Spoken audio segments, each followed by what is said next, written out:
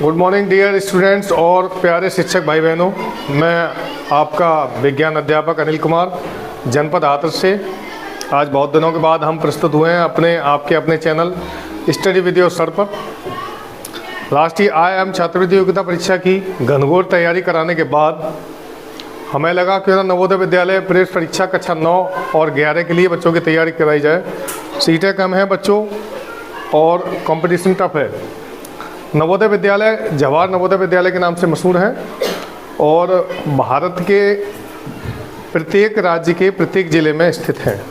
हर ज़िले में एक नवोदय विद्यालय है और नवोदय विद्यालय में 75% बच्चे ग्रामीण क्षेत्र से आते हैं और 25% बच्चे जो हैं शहरी क्षेत्र के आते हैं।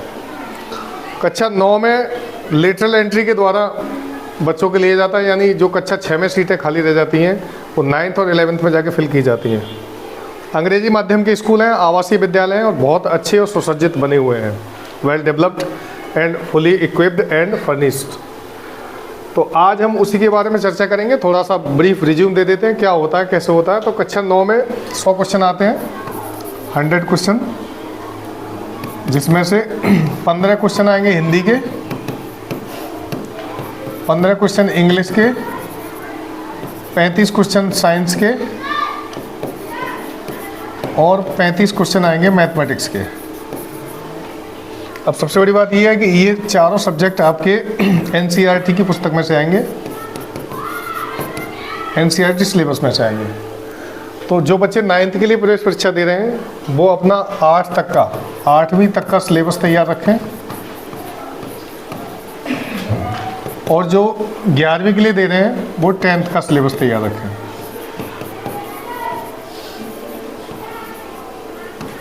ठीक है। 11th के लिए जो सिलेबस है उसका वीडियो मैं अलग से डालूंगा। ये 9th के लिए स्पेशली, तो उसमें 9th की चर्चा करेंगे हम। ठीक है। उसका स्टैंडर्ड अलग है, उसके क्वेश्चंस अलग हैं, उन क्वेश्चंस का आंसर अलग है और उनकी जो इंटेंसिटी है वो भी अलग है। तो आज हम इसमें विज्ञान विषय, हिंदी और अंग्रेजी, ये 3 विषय में पढ़ाऊँगा। गणित की सेवा आपके प्रिय गुरुजी श्रीमान गौरव यादव जी जाएंगे आपको अपने चैनल के माध्यम से, जिनका चैनल का नाम है ऑनलाइन मैथशाला।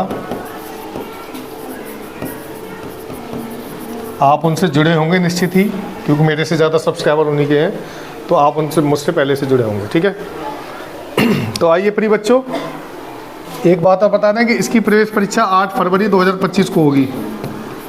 8 फरवरी 2025 को इसकी प्रवेश परीक्षा होनी है। एंट्रेंस एग्जाम, और एंट्रेंस एग्जाम नवोदय विद्यालय में ही होगा या हो सकता है कि वो सेंटर बना दें जनपद में कहीं भी। तो आप डेट याद रखें और पूरे हाथरस जनपद के जितने भी विद्यार्थी हैं, जितने भी स्टूडेंट्स जो अब तक मेरे चैनल से नहीं जुड़े हैं, वो इस चैनल को लाइक सब्सक्राइब कर लें, ताकि अन्य विद्यालयों में, सरकारी विद्यालयों में जो भी बच्चे कक्षा 8 की तैयारी, 9th के एडमिशन के लिए तैयारी कर रहे हैं, वो इससे लाभ ले सकें। तो प्रिय बच्चों, आज हम आपको विज्ञान विषय में पढ़ाएंगे, साइंस में, जिसके 35 क्वेश्चन आते हैं। साइंस के 35 क्वेश्चन आएंगे MCQ, यानी मल्टीपल चॉइस क्वेश्चंस।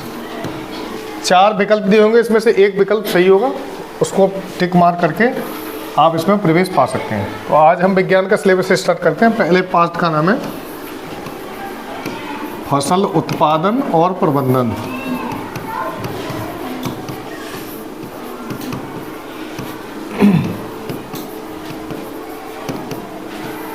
देखिए, ग्रामीण परिवेश के बच्चे हैं इसमें, ग्रामीण परिवेश के बच्चे ही ज़्यादा लिए जाते हैं नवोदय में, और ग्रामीण परिवेश का ही विषय है ये। भले ही इसको किताबों में दे दिया गया हो, लेकिन फसलों का उत्पादन आप सभी करते हैं, गांव के लोग हैं, और प्रबंधन यानी मैनेजमेंट भी करना जानते हैं। किसको कैसे रखना है, कौन सी फसल बेचनी है, कौन सा बीज बचाना है, भंडारण कैसे करना है, कौन सी फसल में कीटनाशक देना है, कौन से में खाद देना है। ठीक है।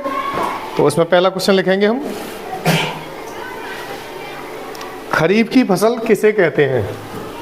क्वेश्चन नंबर 1, खरीफ की फसल क्या है। आंसर लिखेंगे, ऐसी फसलें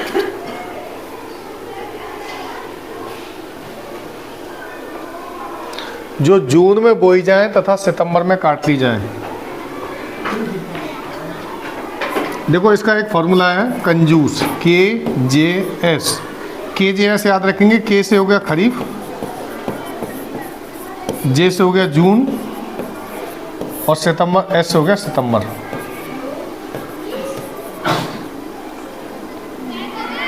सितंबर, SEPTEMBER। तो ऐसी फसलें जो जून में तो बोई जाएं और सितंबर में काट ली जाएं उन्हें कहते हैं खरीफ की फसलें। और ये कौन सी ऋतु में होती हैं? अगर ऋतु पूछी जाए तो कौन सी ऋतु होती है इनमें? ग्रीष्म ऋतु। कौन सी? ग्रीष्म या गर्मी। ठीक है, तो इसका आंसर है ऐसी फसलें जो जून में बोई जाए तथा सितंबर में काट ली जाए खरीफ की फसलें कहलाती हैं। अब आगे लिखेंगे अगला क्वेश्चन। एक ही स्थान पर उगाए गए एक से पौधों का समूह, अभी लिखा है मैंने क्वेश्चन ये, एक ही स्थान पर उगाए गए एक से पौधों का समूह क्या कहलाएगा? बताओ। बिल्कुल सही जवाब, कहलाता है फसल। क्या कहलाता है? हम जानते हैं तरह तरह की फसल होते हैं। हम जिस गांव में रह रहे हैं, जहाँ से आपको वीडियो भेज रहे हैं, यहाँ बगल में एक छोटा सा गांव है बनगढ़, और वहाँ तरह तरह की सब्जियाँ होती हैं, तो उनको फसल ही बोलते हैं। एक क्यारी में एक ही फसल होगी, दूसरी में दूसरी फसल होगी, यानी एक निश्चित स्थान पर एक से पौधे उगाना क्रॉप कहलाता है या फसल कहलाता है। अगला क्वेश्चन लिखेंगे, रबी की फसल किस माह में बोई जाती है? रबी की फसल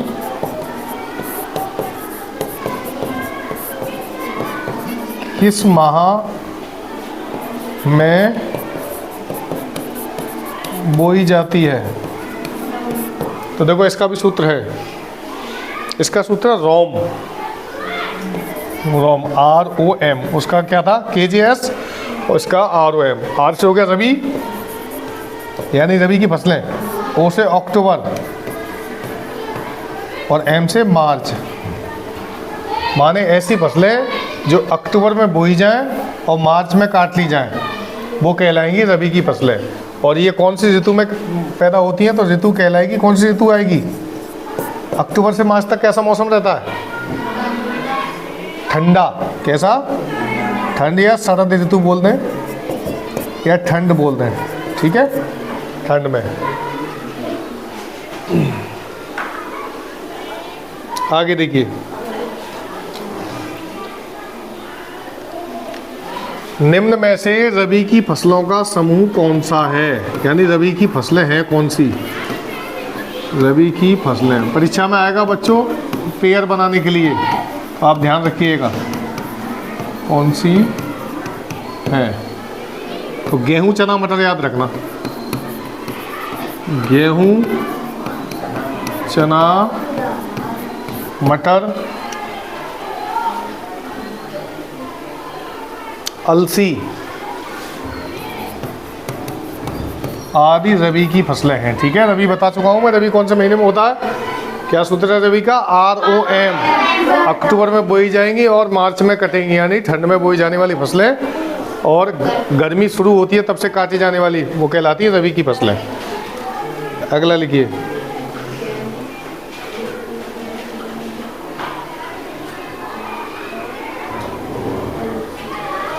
जुताई करके मिट्टी तैयार करने से क्या लाभ है?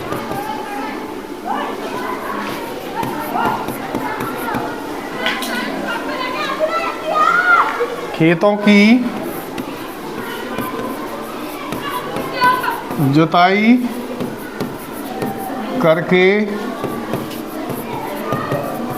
मिट्टी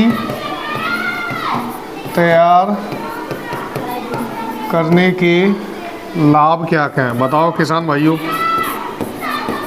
हमारे यहाँ बहुत सारे बच्चे ऐसे हैं जो खेती का काम करते हैं। बताओ मिट्टी की जुताई करने के लाभ क्या है?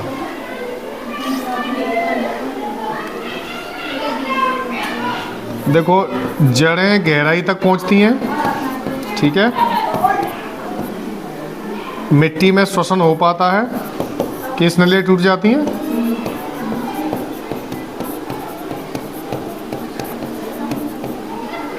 और पौधा जो बोते हैं हम, कोई भी फसल बोने से पहले जुताई की जाती है, क्यों? ताकि मिट्टी को भुरभुरा कर लें। कैसा कर लें? यानी ढीली हो जाएगी ना मिट्टी, तभी तो पौधा उसमें नीचे ग्रो कर पाएगा। तो मिट्टी को ढीला करने के लिए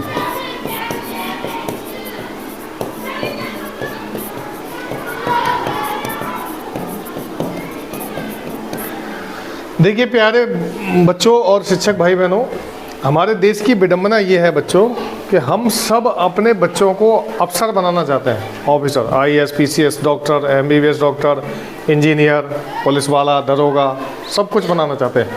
कोई भी किसान बनाना नहीं चाहता, है ना, सोचता है। हालांकि किसान बनना कोई बेकार बात नहीं है। आजकल खेती के ऐसे अत्याधुनिक तरीके आ गए हैं कि आप उनसे काफ़ी अच्छा खासा धन कमा सकते हैं, नाम कमा सकते हैं, और उससे सीखने को भी मिलता है। जैसे मुर्गी पालन है, रेशम कीट पालन है, और इसके लिए सरकार सब्सिडी भी देती है अलग अलग क्षेत्रों में। और आप मेडिसिनल प्लांट उगा सकते हैं, यानी दवाओं वाले पौधे उगा सकते हैं। पॉली फार्मिंग होती है, एक पॉली हाउस देखे आपने किसी ने? प्लास्टिक जैसे टेंट लगा रहता है, उसके बीच में फसल होती है। ऑर्गेनिक फार्मिंग है। ऑर्गेनिक फार्मिंग वही खेती है जो देसी खाद के द्वारा की जाती है, जो हम भूल चुके हैं, लौट के उसको ऑर्गेनिक फार्मिंग के रूप में कर रहे हैं। अगला क्वेश्चन लिखेंगे, किसी फसल को उगाने का सही क्रम क्या है? बेटा इन्हें शांत करो।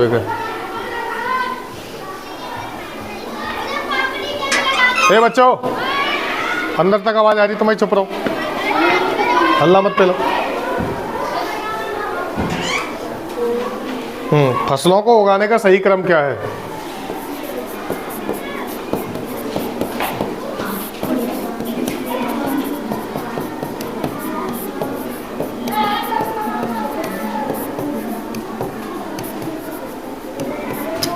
बताओ किसान भाइयों या किसान स्टूडेंट्स हो, सबसे पहले क्या किया जाता है खेत में? सबसे पहले होती है जुताई। क्या होती है? जुताई। यानी पानी तो लगा ही दिया हमने, चलो ठीक है, जुताई। उसके बाद वो भाई वेरी गुड। उसके बाद पानी, खाद देते हैं। उसके बाद खाद देना। उसके बाद सिंचाई। उसके बाद हार्वेस्टिंग यानी कटाई। कितने चरण हो गए ये? 1 2 3 4 5। 5 चरणों में ही हम किसी फसल को अपने घर तक ला पाते हैं। अब ये थोड़ी है कि सब कटाई होगी तो कटाई करने के बाद छोड़ देंगे कि सर आपने कटाई की तो बोला था बस फसल छोड़े आओ। उसको निकलवाना ही चलता है, थ्रेसिंग करनी पड़ती है, बीजों को बाहर लाना पड़ता है। तो ये 5 क्रम है: जुताई, बुवाई, खाद देना, सिंचाई और कटाई।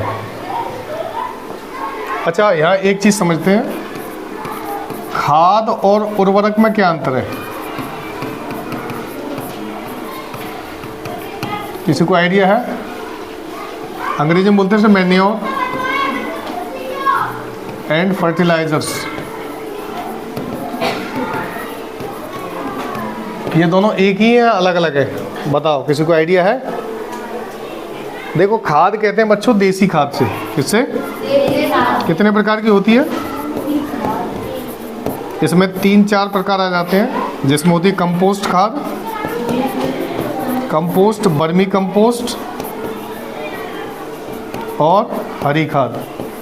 ठीक है, ये तीनों देसी खाद कहलाती हैं। फर्टिलाइजर्स में तो आपके बहुत सारे हैं। सबसे पहले आते हैं DAP, di amino phosphate, urea और एनपीके, पोटास, जिंक, बहुत सारे। और ये सभी जहर हैं। क्या है? अच्छा, इनमें और इनमें अंतर क्या है? ये क्या करते हैं और ये क्या करते हैं? बताओ। देसी खाद क्या काम करती है और अंग्रेजी खाद क्या काम करती है, या दोनों एक ही काम करते हैं? देसी खाद खेत की उपजाऊ शक्ति बढ़ाती है, ठीक है, मजबूती से नीचे से। और उर्वरक उत्पादकता बढ़ाते हैं, यानी ज़्यादा प्रोडक्ट देते हैं। नाइट्रोजन जबरदस्ती ज़्यादा लगा देते हैं। यूरिया में 46% नाइट्रोजन पाई जाती है, कितनी? 46%। और डीएपी का पूरा नाम है डाई अमीनो फॉस्फेट। क्या है?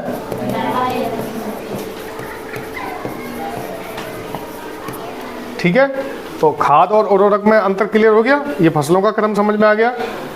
जुताई क्यों करते हैं ये समझ में आएगा। रबी फसलों का क्रम क्या है? गेहूं, चना, मटर, अलसी। ठीक है, आगे देखते हैं अगला क्वेश्चन।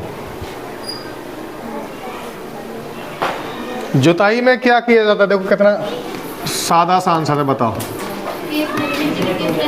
ये तो और ज्यादा वैज्ञानिक हो गया। जुताई में मुख्य रूप से क्या करते हैं बताओ? जमीन को उल्टा पुल्टा।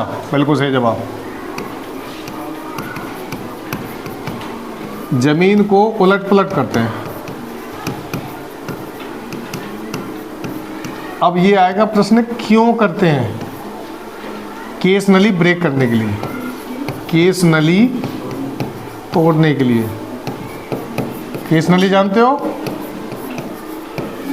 ऐसी नलिका जो बालों की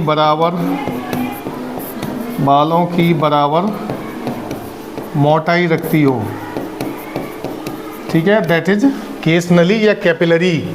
अंग्रेजी में कैपिलरी सिस्टम बोलते हैं। इसी के द्वारा घड़े का पानी ठंडा होता है।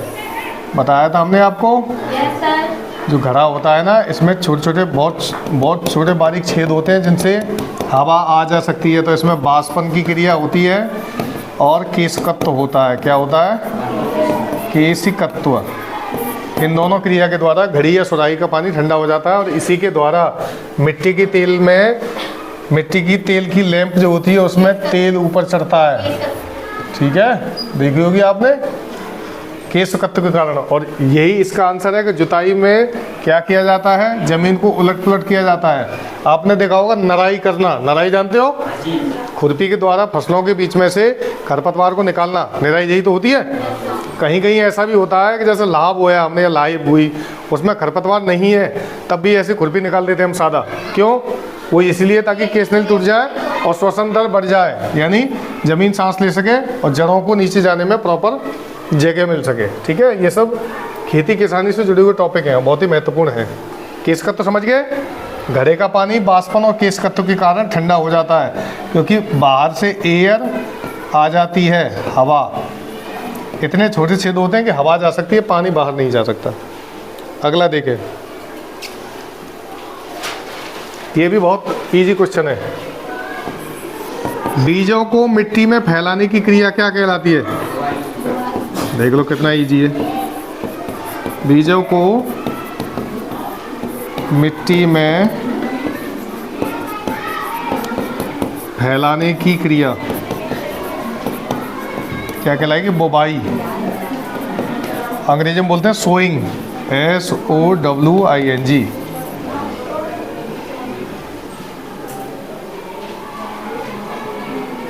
अगला प्रश्न लिखेंगे, सीड ड्रिल किसके द्वारा प्रयोग में लाई जाती है? सीड ड्रिल एक मशीन होती है बच्चों। अब ये पूछा गया है कि ये किसके द्वारा खेतों में प्रयोग की जाएगी, बताओ? ट्रैक्टर के द्वारा। बिल्कुल सही, हाथ से थोड़ी ले जाएंगे इसको। ट्रैक्टर किसान का मित्र होता है और केंचुआ भी होता है। ठीक है, ट्रैक्टर हर कोई खरीद नहीं सकता, लेकिन ट्रैक्टर जो है कृषि वाहन है और इस पर टोल टैक्स नहीं लगता बच्चों। टोल टैक्स जानते हो? किसानों के वाहनों पर टोल टैक्स सरकार ने माफ़ कर रखा ताकि किसानों पर एक्स्ट्रा बोझ ना पड़े और वो अपनी आय बढ़ा सकें और अपने घर परिवार को चला सकें। अगला प्रश्न देखेंगे, जैविक खाद क्या है? जैविक खाद किसे कहते हैं? देसी खाद को ही जैविक खाद बोलते हैं। इसको बोलते हैं कार्बनिक खाद। कैसी? कार्बनिक खाद। देखो, ऐसे पदार्थ जो नष्ट होने के बाद काले हो जाएं या काले पड़ जाएं या कीचड़ जैसे हो जाएं, वही कहलाते हैं कार्बनिक पदार्थ। तो हम सब कार्बनिक पदार्थों से ही मिलकर बने हैं। आपने कहीं आग लगी देखी है? किसी फैक्ट्री में या किसी बड़ी जगह आग लग जाए तो वह ज़्यादातर क्या दिखाई देता है? काला काला। क्या दिखाई देता है? सब कुछ जल के राख हो गया और राख बन गया कार्बन, यानी कार्बनिक पदार्थ। तो कार्बनिक खाद को ही देसी खाद कहते हैं, या देसी खाद को जैविक खाद कहते हैं, कार्बनिक खाद कहते हैं। अगला, वे पदार्थ जो मिट्टी में उर्वरक शक्ति बनाए रखने के लिए प्रयोग किए जाते हैं क्या कहलाते हैं बताइए? वे पदार्थ जो मिट्टी में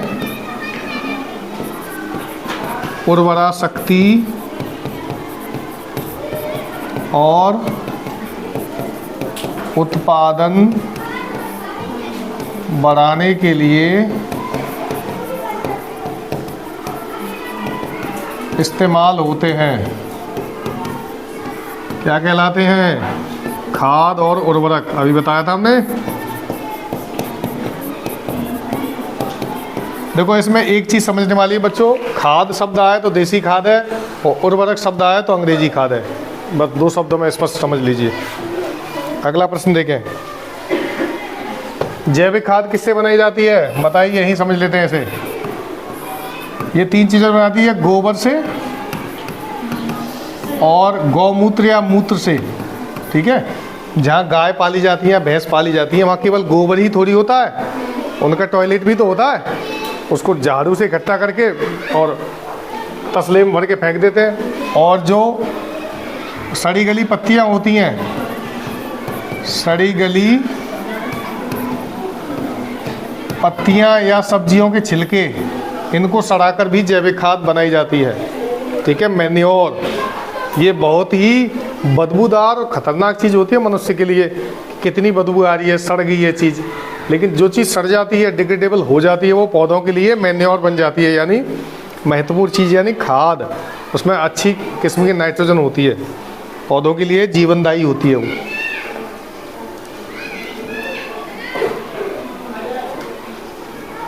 फसलों को पानी देना क्या कहलाता है? हाँ, ये बच्चों वैज्ञानिक टर्म्स हैं। वैसे तो तुम जानते हो पानी लगा रहे, क्या कर रहे हैं पापा? पानी लगा रहे हैं। कि तुमने क्या किया कि पानी लगा लो। सब पानी लगाना कुछ नहीं है, सिंचाई करना है।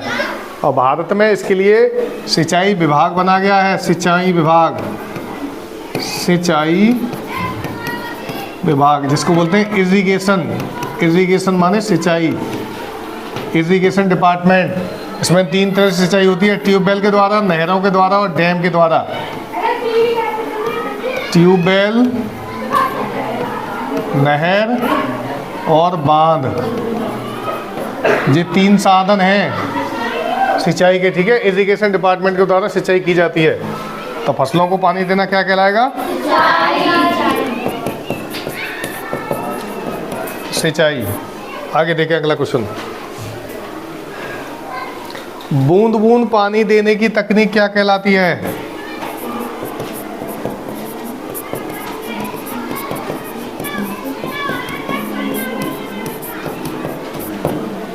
बूंद बूंद पानी देना। अब प्रश्न ये बनता है कि आखिर फसलों में बूंद बूंद पानी लगाया क्यों जाएगा? बताओ। हमारे यहाँ तो भरा में पानी छोड़ देते हैं नाली में और क्यारियों से चलता है एकदम कटाऊ अच्छे से। लेकिन भारत में कुछ राज्य ऐसे हैं जहाँ रेतीली मिट्टी पाई जाती है, खासकर राजस्थान। वहाँ पर अगर तुमने भरा में पानी लगा दिया तो खेत तक पहुँचने में उसको 3-4 दिन लग जाएंगे कम से कम, क्योंकि पूरा पानी वो भरा की जो मिट्टी है, जो नाली बनी हुई है मिट्टी का स्थान, वही पी जाएगा। इसलिए वहाँ छिड़काव विधि से पानी दिया जाता है। ऊपर से पाइपलाइन डाल देते हैं खेतों में और फव्वारे लगा देते हैं। ठीक है, उसको बोलते हैं ड्रिप विधि। क्या बोलते हैं? ड्रिप। ड्रिप जानते हो किसे बोलते हैं? Drip method. ड्रिप तुम्हारे जीवन में एक बार जरूर आई होगी कभी ना कभी। जब कोई बीमार हो जाता है और जो बोतल चढ़ती है कि एक बोतल लगवाया है, उसको बोलते हैं ड्रिपिंग मेथड। ड्रिप माने एक एक बूंद का गिरना, टप टप टप। ऐसे ही पानी को धीरे धीरे गिराया जाता है फसलों पर और वह पानी फसल के हर एक अंग में पहुंच जाता है। आप सब किसान हैं, किसानों के घर से हैं, आप जानते होंगे कि नीचे के पानी की बजाय फसलों के लिए बारिश का पानी ज़्यादा फायदेमंद होता है। क्यों? क्योंकि वो पौधे के हर अंग में पहुँच जाता है। बारिश के मौसम में बच्चों ऐसी फसलें भी उगाती हैं जो कभी नहीं उपजती, जड़ी बूटी, तो बरसात के मौसम में उगाती है, क्योंकि उसको ऊपर का पानी मिलता है। कहाँ का? तो बूंद बूंद पानी देना कहलाता है ड्रिप मेथड। क्या कहलाता है? और ऐसी एक होता है स्प्रिंकलर यानी छिड़काव।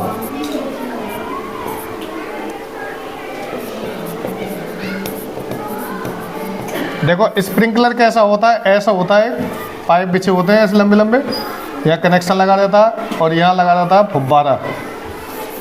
राजस्थान में देखा है बाजरे की खेती के बीच में पाइपलाइन लगी रहती है और पाइप पानी चला दिया, पानी कम वेस्ट होगा, बारीक बारीक बूंदें जाएंगी, चारों तरफ फैलेंगी और फसलों को ऊपर से पानी देती हैं और पानी कम वेस्ट होकर फसल उग जाती है। इसे बोलते हैं स्प्रिंकलर मेथड। और बूंद बूंद पानी देना कहलाता है ड्रिप मेथड।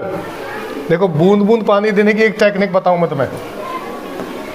जैसे जिनके यहाँ गमले हैं, कुछ बच्चे गमले में पौधा लगाते हैं, ठीक है, लगाते हैं पौधा,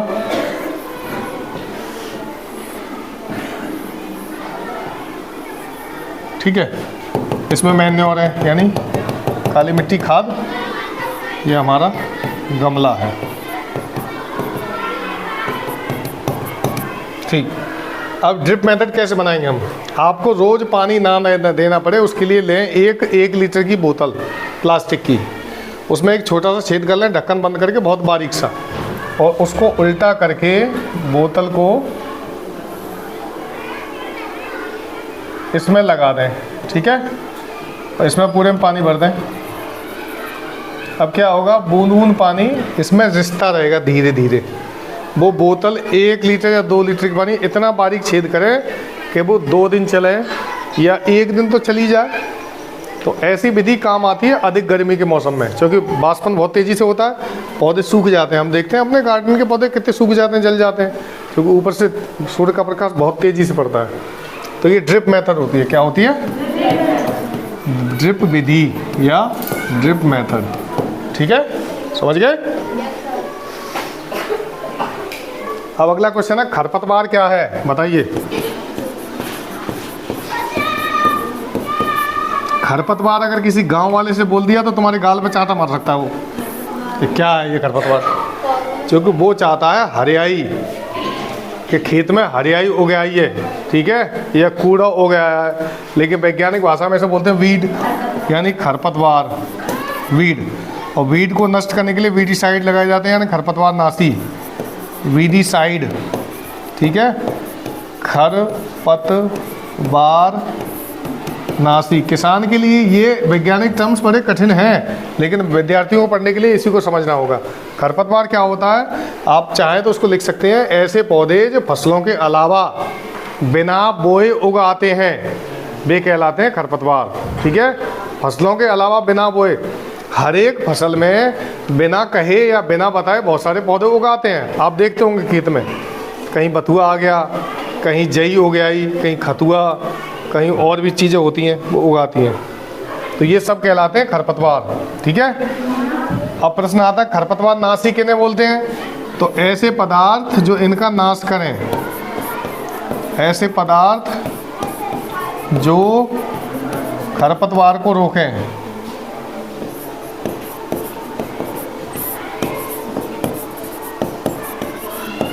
वे कहलाएंगे खरपतवार नाशी या वीडीसाइड अंग्रेजी में, ठीक है। जर्मीसाइड होते हैं जो जम्स को मारते हैं, इंसेक्टिसाइड वो होते हैं जो कीड़ों को मारते हैं, और वीडीसाइड वो होते हैं जो अनावश्यक घास को ख़त्म कर देते हैं। कहीं कहीं मैंने देखा धानों में से घास काटने की बजाय लोग वीडीसाइड का इस्तेमाल करते हैं दवाइयों का, तो कौन इतनी घास काटेगा, उसको मार देते हैं, ठीक है, ख़त्म हो जाती है वो, डेड। अगला क्वेश्चन इसमें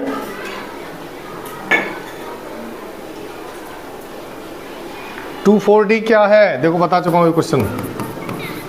2,4-D क्या है? ये परीक्षा में मोस्ट इम्पोर्टेंट है, आता है, बताओ क्या है ये? ये मैंने लिखाया था NMS के क्वेश्चन जब लिखाए थे। 2,4-D एक खरपतवार नाशी है, दवा है ये है खरपतवार नाशी यानी वीडीसाइड। 2,4-D क्या है? वीडीसाइड, ठीक है। तो मेरे ख्याल से 10 या 15 क्वेश्चन बन गए होंगे आपके, 15-20 क्वेश्चन। अगली वीडियो में हम सूक्ष्म जीव और नई अभी फसल प्रबंधन पर चर्चा करेंगे। इसके 2 वीडियो बनाएंगे और धीरे धीरे पढ़ते हुए हम अपने लक्ष्य की ओर बढ़ेंगे बच्चों। आप सभी लोग चैनल को लाइक कर लें और सब्सक्राइब कर लें। जो नए बच्चे जुड़े हैं या जो जुड़ेंगे, जो नवोदय विद्यालय प्रवेश परीक्षा कक्षा 9 में पढ़ना चाहते हैं मेरे से और गौरव सर से, वो इस चैनल को ज़रूर सब्सक्राइब करें। ठीक है, मिलते हैं अगले वीडियो में। थैंक यू वेरी मच देखने के लिए, धन्यवाद।